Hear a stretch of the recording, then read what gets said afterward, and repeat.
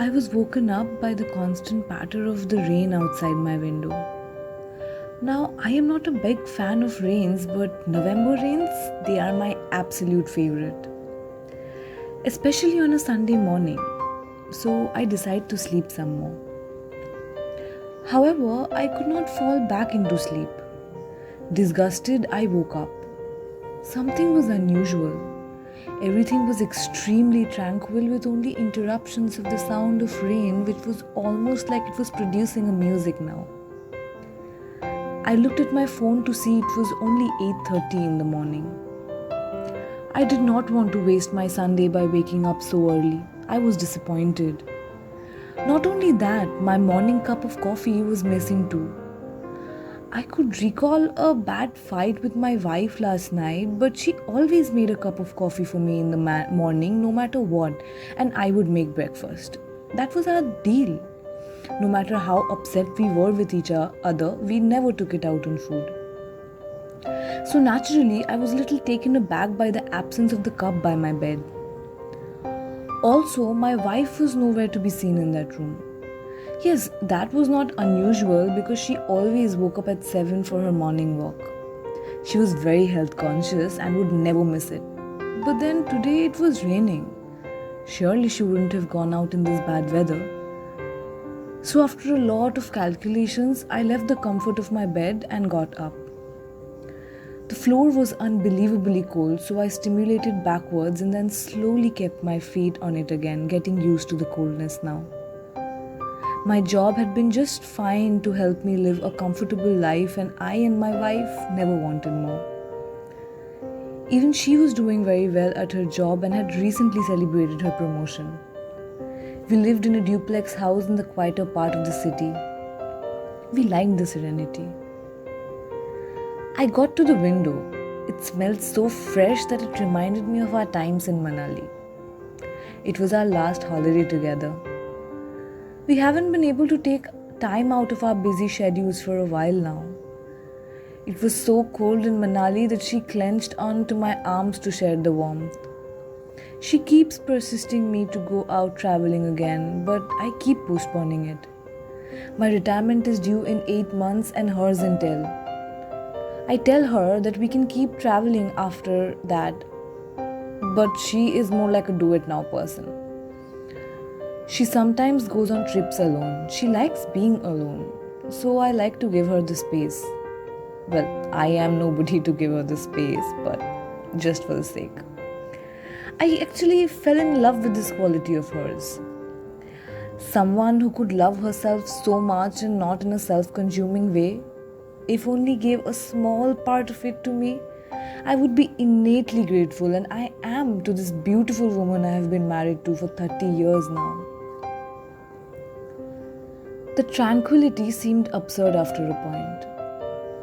I wanted to break away, but I was looking into nothingness, and it became a part of me. But I remembered I had to go out and look for my wife. Maybe she was taking a shower or she had gone to run some errands. She hated staying in one place for too long. Frankly, in our younger days, it used to worry me if that was the same for her with people too.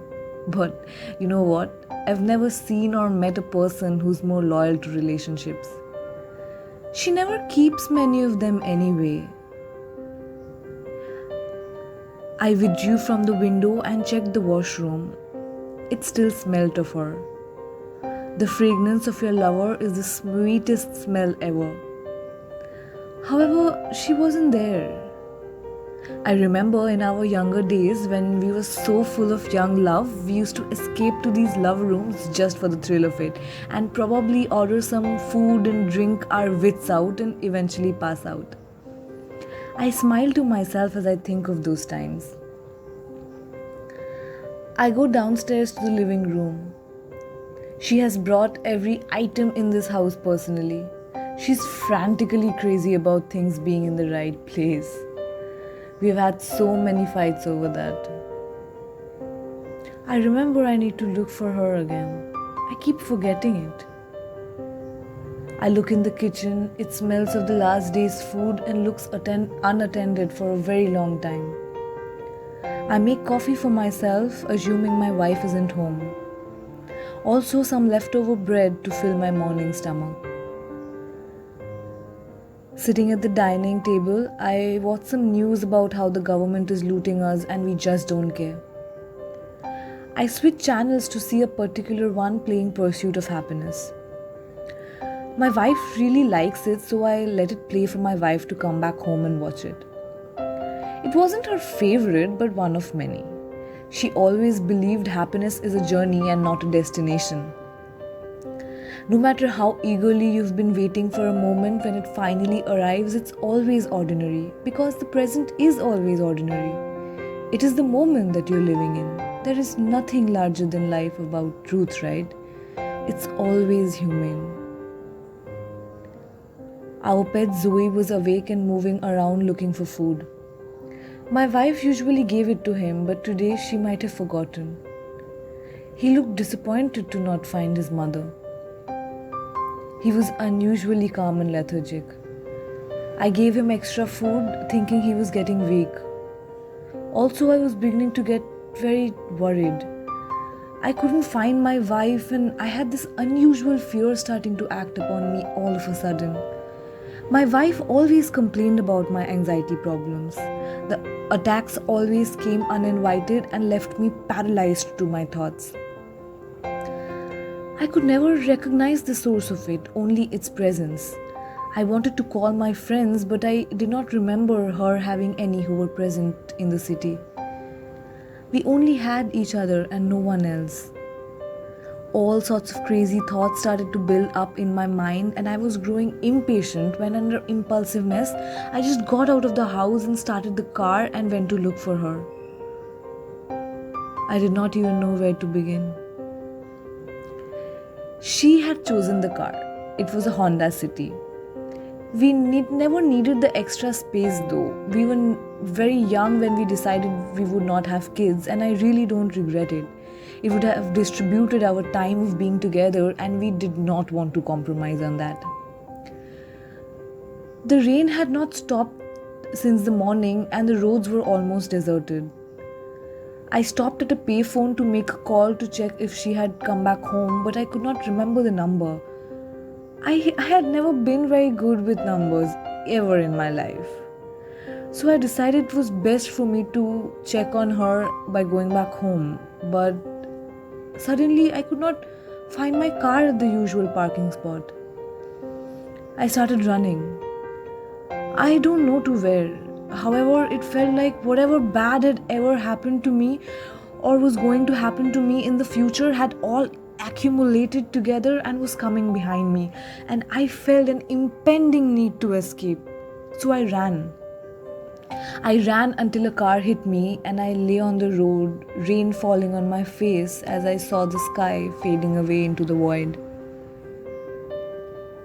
I woke up at the hospital. I wasn't injured much but had fainted due to the trauma. The doctor came to check on me. I asked him if my wife was here to see me, but he had a pretty blank face on. I knew the doctor since he was a child. He was my colleague's son. So I took his name out loud dearly and asked him about my wife again. He dismissed his expression and said, "Don't worry, uncle, auntie will be here soon. Till then, I will be taking care of you." The rain had stopped by now. All I wanted to do was see my wife's face now, and I was a little offended because she had not come to see me sooner. The fight last night wasn't that bad. She would come soon now and then feel bad about it and yet not say sorry. Typically her. I smiled myself and let myself sleep as the medicines did their work. As Mr. Chaudhary slept, hoping to wake up by his wife by his side, the doctor called his own father and narrated the incident of how Chaudhary uncle had been admitted under his supervision for a small accident he had just met. However, he was looking for his wife. He was expecting her to visit him.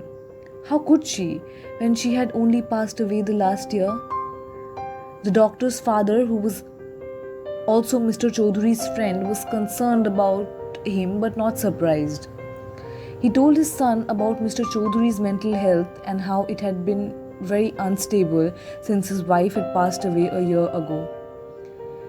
He had been living alone in their house since then and was soon after diagnosed with dementia. It started with forgetting medicines and ended up leaving the gas on. He had a caregiver now who spent the whole day with him and went back at night after giving him his medicine. He hardly remembered things of big importance.